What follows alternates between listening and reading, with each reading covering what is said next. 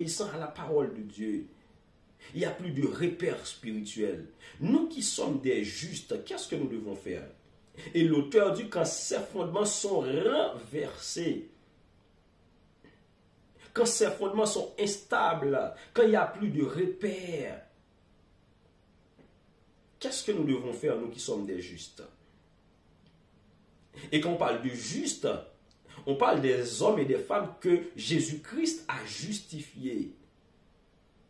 Nous qui avons été rachetés, lavés dans le sang de l'agneau. Et aujourd'hui, on parle de la justification parce que quelqu'un nous a déclaré juste, pas à cause de nos œuvres méritoires, mais parce que quelqu'un avait décidé de donner sa vie en rançon pour notre justification. Parce que Jésus-Christ, il est venu pour la propitiation, il est venu pour la substitution, il est venu pour le sacrifice, il est venu pour notre justification. Parce que autrefois, nous étions ennemis de Dieu, nous étions coupables, nous étions des personnes qui étaient condamnées à une mort éternelle, mais pour nous redonner la vie en lui, pour nous reconnecter à la source, pour nous redonner encore accès à la vie éternelle, il était venu mourir comme rançon pour notre justification.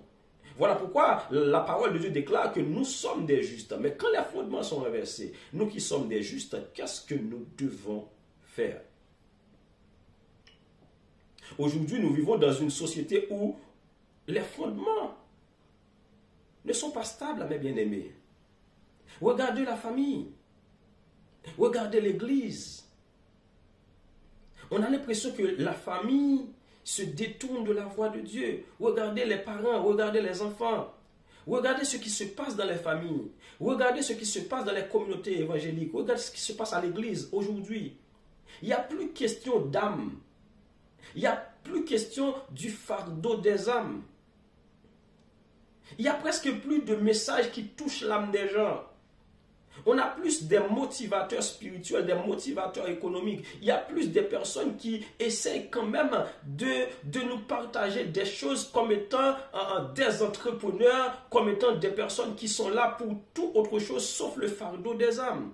Regarde ce qui se passe dans notre communauté. Regarde ce qui se passe dans les écoles, dans les institutions sociales. La façon dont ils sont en train d'éduquer les enfants. Regarde ce qui se passe autour de nous. Les fondements sont renversés. Mais nous qui sommes chrétiens, nous qui sommes des justes, qu'est-ce que nous devons faire? Et c'est là que la Bible nous montre que, mes bien-aimés, quand tout vacille, nous devons nous rappeler que le Seigneur, il est sur son trône. La Bible déclare que l'Éternel était sur son trône lors du déluge. L'Éternel est sur son trône, il règne éternellement.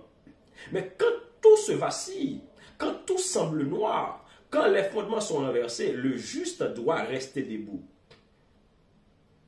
Quand les fondements sont renversés, le juste doit rester debout. C'est vrai que les fondements sont renversés, mais le juste doit rester debout.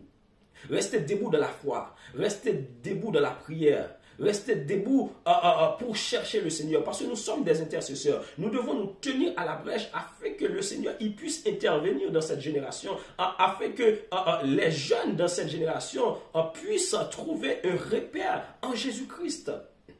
Quand il n'y a plus de foi, quand il n'y a plus de vie d'obéissance, quand il n'y a plus de vie de prière, nous devons rester debout. Et c'est là que l'apôtre Paul va répondre à cette question. L'apôtre Paul va répondre à cette question dans 2 Timothée chapitre 2, le verset 19. Que dit l'apôtre Paul? L'apôtre Paul dit, néanmoins, le solide fondement de Dieu reste debout. Psaume 11, verset 3, quand les fondements sont renversés, le juste que ferait-il?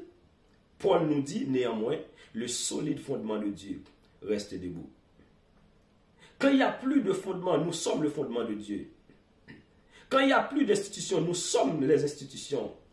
Quand il n'y a plus d'hommes et de femmes sérieuses, quand il n'y a plus de personnes sérieuses, quand il n'y a plus d'hommes de foi, nous devons rester debout, mes bien-aimés. Quand les fondements sont renversés, fais de toi un solide fondement de Dieu. Quand les fondements sont renversés, fais de toi un solide fondement de Dieu. Il n'y a plus de valeur morale, il n'y a plus de respect, il n'y a plus de principe. Mais nous qui sommes des chrétiens, nous devons faire former les citoyens. Nous devons apprendre aux gens à vivre la vie de Jésus-Christ, à vivre la vie chrétienne, la vie de sanctification, dans le respect, dans l'obéissance, à cultiver une vie de prière. C'est ça, la mission du chrétien, la mission de l'Église. Former, informer, sociabiliser, prendre ses responsabilités chrétiennes, afin que l'Église, afin que la famille soit différente. Quand les fondements sont renversés, mes bien-aimés, le juste, que ferait-il?